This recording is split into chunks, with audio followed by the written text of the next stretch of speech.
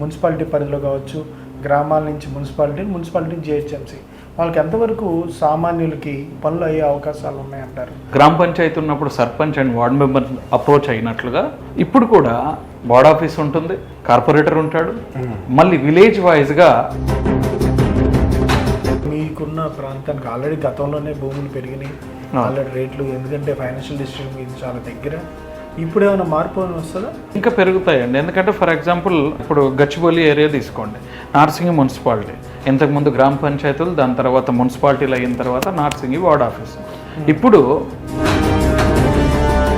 అంటే ప్రధానంగా మీ ప్రభుత్వం చెప్తుంది మూసి పరిరక్షణ సమితికి సంబంధించి గతంలో వాళ్ళు చేసినప్పుడు మూసి ప్రక్షాళనకి సంబంధించి మీ ప్రభుత్వం డబ్బులు లేవంటుంది. మరి ఇంత పెద్ద ప్రాజెక్ట్ చేయగలిగే సత్తా ఉందంటారా రేవంత్ రెడ్డి గారికి? మూసీలాగానే ఉండడం వలన ఎవరికి ఉపయోగం ఒకసారి ఆలోచించండి. అంటే మురికి కాలువ లాగానే ఉండాలా? మురికి కాలువ పక్కన బతుకుతున్న వాళ్ళు అలాగే ఉండాలా? అంటే డెవలప్మెంట్ వద్దా ఇంకా మనకి? ఫ్యూచర్ సిటీ సంబంధించి అప్డేట్ ఏంటి?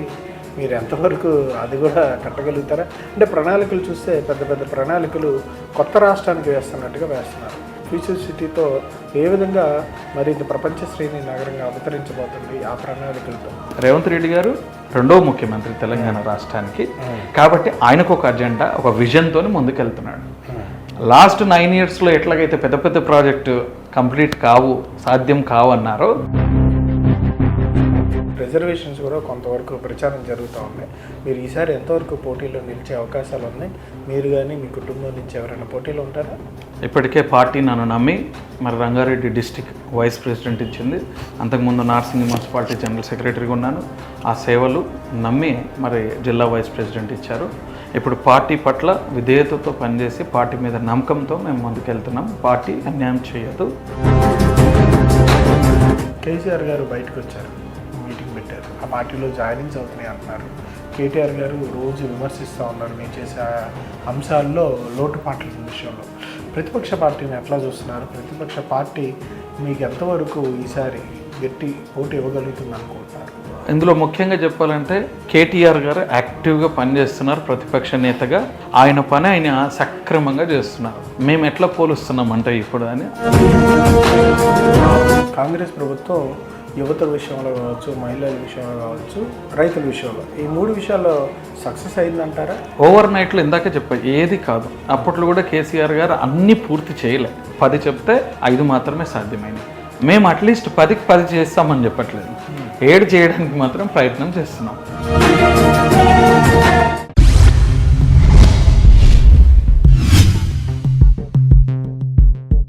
సార్ నమస్కారం. నమస్కారం సార్. సార్ ఎట్లా ఉన్నారు? బాగున్నాను సార్. రాజకీయాలు ఎట్లా ఉన్నాయి? రాజకీయాలు చాలా హాట్గా నడుస్తున్నాయి. కానీ అంటే మున్సిపాలిటీలు కాస్త జిహెచ్ఎంసీలుగా మారిపోయింది. అవును, దాని విలీన ప్రక్రియ కూడా పూర్తయిపోయింది. 3 కమిషనరేట్లు ఏర్పాటు చేశారు. దీంతో ఎంతవరకు అంటే ఈ మున్సిపాలిటీ పరిధిలో కావచ్చు, గ్రామాల నుంచి మున్సిపాలిటీ జిహెచ్ఎంసీ వాళ్ళకి ఎంతవరకు సామాన్యులకి పనులు అయ్యే అవకాశాలు ఉన్నాయంటారు? అంటే ఈ విలీనం ద్వారా అంతా పూర్తి స్థాయిలో జిహెచ్ఎంసీగా మారిపోయిన తర్వాత గ్రామంలో పనులు చేయాలని సర్పంచ్ దగ్గరికి వెళ్ళేవారు, కౌన్సిలర్ చేసి పెట్టేవాడు. ఇప్పుడు ఒక్కసారిగా కార్పొరేటర్ ఒక 40,000 50,000 ఓటర్లకి అతని ప్రతినిధి. ఎంతవరకు ప్రజలకి వాళ్ళు అనుకున్న సమస్యలు పరిష్కరించబడతాయి ఈ విధానంతో? 100% అండి డెవలప్మెంట్ ఉంటుంది. మెయిన్ ఏంటంటే సిటీ డెవలప్ కూడా కావాలి కదండి. వాళ్ళకు గ్రామాలుగా ఉన్నప్పుడు ఏమవుతుంది, వాళ్ళ పొలాలు ఆస్తి విలువలు కూడా తక్కువనే ఉంటాయి. కానీ ఇప్పుడు మున్సిపాలిటీ గ్రేటర్ అయిన తర్వాత ఆటోమేటిక్గా వాల్యూస్ పెరుగుతాయి, డెవలప్మెంట్ గ్రోత్ చాలా బాగుంటుంది. సో వాళ్ళ ఆస్తుల వాల్యూస్ కూడా పెరిగినాయి కదా. పరిపాలన విధమైన మీరు విషయం అడిగితే కనుక ఎస్, గ్రామ పంచాయతీ ఉన్నప్పుడు sarpanch and ward member approach అయినట్లుగా ఇప్పుడు కూడా వార్డ్ ఆఫీస్ ఉంటుంది, కార్పొరేటర్ ఉంటాడు, మళ్ళీ విలేజ్ వైజ్గా ఇన్ఛార్జ్లు ఉంటారు, again ward officer, assistant officers ఉంటారు. అప్పుడు కూడా ఇంక ఈజీగానే అవుతుంది. ఒకటి ట్యాక్సులు కానీ మిగతా వాటర్ బిల్లు ఇవన్నీ పెరుగుతాయి, నేను కాదంటలే. కానీ పెరిగింది మాత్రమే ఆలోచిస్తున్నాం కట్టేది, మరి ఆస్తుల విలువలు కూడా పెరిగినాయి కదా. అర్థం చేసుకుంటే మంచి గ్రోత్ మంచిదే, డెవలప్ అవుతుంది. ఇంతకుముందు నువ్వు వ్యవసాయం చేసుకొని బతుకుతున్నావు, ఇప్పుడు నీకున్న ఎకరం పొలం ఉంది. సో దానిలో సగం మాత్రమే సగం కట్టుకున్నావు, రెంట్ల మీద బతుకుతున్నావు కదా. సో దేనిలో నెగిటివ్ వెతికితే నెగిటివే కనిపిస్తుందండి. పాజిటివ్గా ఆలోచిస్తే మీకు డెవలప్ అవుతుంది. నువ్వు సిటీలో కలిసావు, అది సిటీ ఎక్స్పెన్షన్లో మా ముఖ్యమంత్రి గారు మంచి నిర్ణయం తీసుకున్నారు. సిటీ ఎక్స్పెన్షన్ పెరగాలి. మీకున్న ప్రాంతానికి ఆల్రెడీ గతంలోనే భూములు పెరిగినాయి, ఆల్రెడీ రేట్లు, ఎందుకంటే ఫైనాన్షియల్ డిస్ట్రిక్ట్ ఇది చాలా దగ్గర. ఇప్పుడు ఏమైనా మార్పు అని వస్తుందా? ఎలా అంటారు? భూముల అధిక ధరల విషయంలో ఇంకా కొంచెం ఇంకా పెరుగుతాయండి. ఎందుకంటే ఫర్ ఎగ్జాంపుల్ ఇప్పుడు గచ్చిబౌలి ఏరియా తీసుకోండి, నార్సింగి మున్సిపాలిటీ, ఇంతకుముందు గ్రామ పంచాయతీలు, దాని తర్వాత మున్సిపాలిటీలు అయిన తర్వాత నార్సింగి వార్డ్ ఆఫీసు, ఇప్పుడు అది కార్పొరేట్ ఆఫీస్ అయింది. సో 3 వార్డులు. అప్పుడేమో ఒక కౌన్సిలర్ మాత్రమే ఉండేది, ఇప్పుడు కార్పొరేటర్ మినిమం 20,000, అప్రాక్సిమేట్ 20,000కి ఒక కార్పొరేటర్ ఉన్నాడు. సో ఆటోమేటిక్గా నియోపోలిస్ వచ్చింది మా పక్కన, ఫైనాన్షియల్ డిస్ట్రిక్ట్ డెవలప్ అయ్యింది. సో ఆటోమేటిక్గా రేట్స్ నియోపోలిస్ 100 కోట్లు 200 కోట్లు మనం విన్నాం. దాని పక్కన ఇప్పుడు రియల్ ఎస్టేట్ కొత్త గవర్నమెంట్ కాబట్టి 2.5 ఇయర్స్ ఉంది. మనం గతంలో పోల్చుకుంటే టీఆర్ఎస్ గవర్నమెంట్లో కూడా 3.5 ఇయర్స్ ఈ పరిస్థితి నెలకొంది. సో ఇంకో 1 ఇయర్ 6 నెలలు ఒకసారి స్టేబుల్ అయిన తర్వాత నెవర్ ఎక్స్పెక్ట్, ఎవరు ఊహించలేరు అక్కడ రేట్స్ కూడా అంత పెద్ద గ్రోత్ ఉంటుంది. ఎందుకంటే ఒక పక్క అవుటర్ రింగ్ రోడ్డు, ఒక పక్కనేమో నియోపోలిస్, ఇంకో పక్క జస్ట్ అడుగుల దూరంలోనే ఫినాన్షియల్ డిస్ట్రిక్ట్, అంతా కలిసిపోయింది. కాబట్టి డెవలప్మెంట్ ఉంటుంది.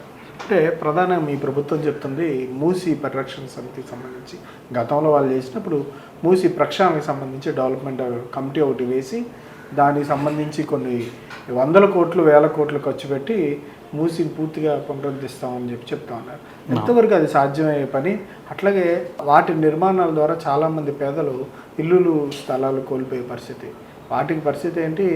మీ ప్రభుత్వం డబ్బులు లేవంటుంది, మరి ఇంత పెద్ద ప్రాజెక్ట్ చేయగలిగే సత్తా ఉందంటారా రేవంత్ రెడ్డి గారికి? 100% ఉంది సార్. ఎందుకంటే నా వరకే పార్టీ అని కాదు, ఒక జనరల్ పర్సన్గా చెప్తున్నాను. మూసీలాగానే ఉండడం వలన ఎవరికి ఉపయోగం ఒకసారి ఆలోచించండి. అంటే మురికి కాలువ లాగానే ఉండాలా? మురికి కాలువ పక్కన బతుకుతున్న వాళ్ళు అలాగే ఉండాలా? అంటే డెవలప్మెంట్ వద్దా ఇంకా మనకి? ఆ మురికిని తీసేసి దాన్ని బ్రహ్మాండంగా తీర్చిదిద్దుదాం, మన సిటీని ఎక్స్పెన్షన్ చేసుకుందాం. దాని వలన ఆ మురికి వలన అనేక అనారోగ్యాలు వస్తాయి, వాటన్నిటిని కూడా ఒక మంచి ఫ్లో సెట్ చేద్దామని చెప్పేసి సీఎం రేవంత్ రెడ్డి గారు మంచి ఆలోచన చేశాడు. సో దానిలో తప్పేముంది? ఎస్. రెండోది మీరు అడిగేది ఆ పక్కన బ్రతుకుతున్న ప్రజల పరిస్థితి ఏంటి? 100% అడిగే రైట్ మనకు రాజ్యాంగ ప్రకారంగా అందరికీ ఉంది, కానీ రాజకీయం చేసే అర్హత లేదు. సో చేయొచ్చు మీరు, తప్పు లేదు, మమ్మల్ని ఇంకా మేల్కొల్పడానికి. అయినా రేవంత్ రెడ్డి గారు సీఎం గారు ఎక్కడ వెనక్కి తగ్గట్లేదే. వారందరికీ ఆల్టర్నేట్ ఇల్లులు చూపించి చట్టపరమైన లెటర్స్ ఇచ్చి వాళ్ళని షిఫ్ట్ చేసి పద్ధతి ప్రకారంగానే మొదలు పెడతామని 100% రేవంత్ రెడ్డి గారు ఆ ప్రాజెక్ట్ చేస్తారు, సక్సెస్ అవుతారు. ప్రాజెక్ట్ చేయడానికి కూడా చాలా టైం తీసుకుంటుంది, టైం టేకన్, నిధులు కూడా అవసరం కదా. కేంద్రం మీకు సహకరించట్లేదని విన్నాను, ఏంటి పరిస్థితి? రేవంత్ రెడ్డి గారు చేయగలరండి, సాధ్యమవుద్ది. ప్రధానమంత్రి గారిని ఒప్పిస్తారు, సెంట్రల్ గవర్నమెంట్ దగ్గర నుంచి ఫండ్స్ తెస్తారు, సక్సెస్ చేస్తారు. ఎందుకంటే ఓవర్ నైట్లో ఏది కంప్లీట్ కాదు, 100% టైం పడుతుంది. అది చిన్న విషయమేం కాదు.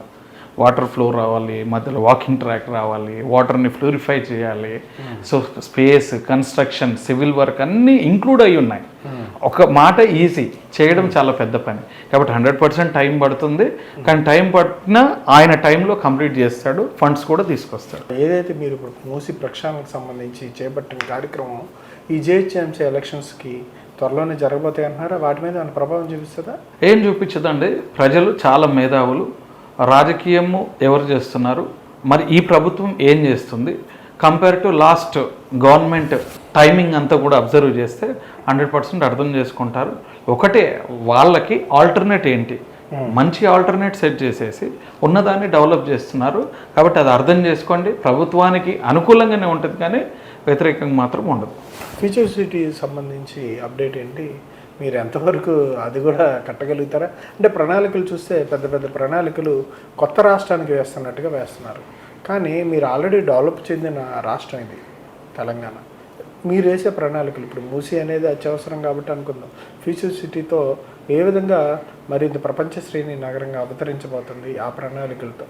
దానికి జవాబు చెప్పే ముందు ఒక ఎగ్జాంపుల్ చెప్తాను. మనము ఏపీ నుంచి విడిపోయిన సమయంలో కేసీఆర్ గారు ఫస్ట్ ముఖ్యమంత్రి గారు టీఆర్ఎస్. మరి ఆ టైంలో కూడా ఇవన్నీ సాధ్యమా అన్నారు. ఎస్, ఒప్పుకుంటాను. ఆయన అపర మేధావి, మంచి రాజకీయవేత్త, గురువు లాంటివారు, తెలంగాణ తొలి ముఖ్యమంత్రి. ఓకే, సో ఆయనకు కూడా ఇవన్నీ అసాధ్యమా అన్నారు. అసాధ్యమైన అన్నిటిని కూడా సాధ్యం చేసి చూపించాడు కదా. అదేలాగా అయితే సాధ్యమైందో ఆయనకు ఒక ఎజెండా, ఒక ప్రణాళిక, ఒక సిద్ధాంతం పెట్టుకొని అనుకునేవన్నీ కూడా కంప్లీట్ చేశాడు. ఓకే, సో సేమ్ అట్లాగే రేవంత్ రెడ్డి గారు రెండో ముఖ్యమంత్రి తెలంగాణ రాష్ట్రానికి. కాబట్టి ఆయనకు ఒక అజెండా, ఒక విజన్తో ముందుకెళ్తున్నాడు.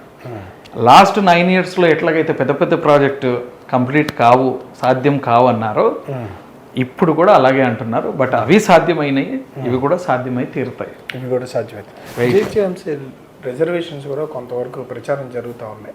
మీరు ఈసారి ఎంతవరకు పోటీలో నిలిచే అవకాశాలు ఉన్నాయి? మీరు కానీ మీ కుటుంబం నుంచి ఎవరైనా పోటీలో ఉంటారా? 100% సార్. ఇప్పటికే పార్టీ నన్ను నమ్మి మరి రంగారెడ్డి డిస్టిక్ వైస్ ప్రెసిడెంట్ ఇచ్చింది. అంతకుముందు నార్సింగి మున్సిపాలిటీ జనరల్ సెక్రటరీగా ఉన్నాను. ఆ సేవలు నమ్మి మరి జిల్లా వైస్ ప్రెసిడెంట్ ఇచ్చారు. ఇప్పుడు పార్టీ పట్ల విధేయతతో పనిచేసి పార్టీ మీద నమ్మకంతో మేము ముందుకెళ్తున్నాం. పార్టీ అన్యాయం చేయదు. 100% ఏ రిజర్వేషను మాకు అనుకూలంగా దేవుడు మరి సహకరించి మేము అనుకున్న రిజర్వేషన్ వస్తే 100% మేము పోటీలో ఉన్నాం. అంటే మీ దగ్గర ఉన్న అర్హతలు, సామాజిక బాధ్యత నెరవేరుస్తూ కొన్ని సేవా కార్యక్రమాలు, అంటే ప్రజలు ఏ విధంగా ఉంటున్నారు మీరు పార్టీ పరంగా కానీ ప్రజా సమస్యల పరిష్కారం కోసం? 100% సార్. రెవెన్యూకి సంబంధించినవి కానీ, లేదా డబుల్ బెడ్రూమ్ విషయంలో కానీ, వాటర్ బిల్లుల విషయంలో కానీ, కరెంటు బిల్లుల విషయం, మున్సిపాలిటీకి సంబంధించిన ఏ అడ్మినిస్ట్రేషన్ పని మా దృష్టికి వచ్చిన ప్రతిదీ మేము ఆఫీసర్స్తో మాట్లాడి చేపిస్తున్నాం. సోషల్ సర్వీస్ విషయం అంటారా, ఇప్పుడు నా గ్రామంలో మాత్రమే చేస్తున్నాం. కానీ నా వార్డు వచ్చేసి గండిపేట వార్డుకి వస్తుంది. నా వార్డులో 7 గ్రామాలు ఉన్నాయి. సో మా విలేజ్లో ఏవైతే మేము ఇంప్లిమెంట్ చేస్తున్నామో అవన్నీ కూడా 7 గ్రామాల్లో కూడా 100కి 100 దేవుడు ఆశీర్వదించి మా పార్టీ పెద్దలు కరుణించి మాకు అవకాశం ఇస్తే డెఫినెట్గా అవన్నీ కూడా చేసి చూపిస్తాం. ఎంతవరకు అంటే ఇప్పటివరకు జరిగిన స్థానిక ఎన్నికల్లో కాంగ్రెస్ పై చేసి సాధించింది, అంటే రాబోయే జిహెచ్ఎంసీలో కూడా అవకాశం ఉంటుందంటారా? మీకు షేర్లింగంపల్లి జోన్ ఇచ్చారు కదా? అవును సార్, షేర్లింగంపల్లి జోన్ ఇచ్చారు. మా మున్సిపాలిటీకి వచ్చేసి నార్సింగ్ మున్సిపాలిటీ 3 వార్డులు అవి. సో నార్సింగి, కోకాపేట్ అండ్ గండిపేట వార్డులు. సో ఈ 3లో కూడా కాంగ్రెస్ పై చేయి సాధిస్తుంది. ఎందుకంటే కంప్లీట్గా కాంగ్రెస్ క్యాడర్ ఇక్కడ. మా ఎమ్మెల్యే గారు ప్రకాష్ గౌడ్ గారు కూడా నిత్యం ప్రజలకు అందుబాటులో ఉంటారు. ఆయన దృష్టికి వెళ్ళిన ప్రతి పని కూడా చేస్తారు. సామ్యులు మంచి వ్యక్తి కాబట్టి 4 సార్లు ఎమ్మెల్యే కూడా కాగలిగారు. కాబట్టి ఆయనకు మంచి పేరు ఉంది. పార్టీ కూడా ఆ రకంగానే, ప్రభుత్వం కూడా అడుగులేస్తుంది. కార్యకర్తలు, సీనియర్ లీడర్స్ అందరూ కూడా నిత్యం ప్రజలకు అందుబాటులో ఉన్నారు. కేసీఆర్ గారు బయటకు వచ్చారు, మీటింగ్ పెట్టారు, ఆ పార్టీలో జాయినింగ్స్ అవుతున్నాయి అంటున్నారు. కేటీఆర్ గారు రోజు విమర్శిస్తూ ఉన్నారు మీరు చేసే అంశాల్లో లోటుపాట్ల విషయంలో. ప్రతిపక్ష పార్టీని ఎట్లా చూస్తున్నారు? ప్రతిపక్ష పార్టీ మీకు ఎంతవరకు ఈసారి గట్టి పోటీ ఇవ్వగలుగుతుంది అనుకుంటున్నారు?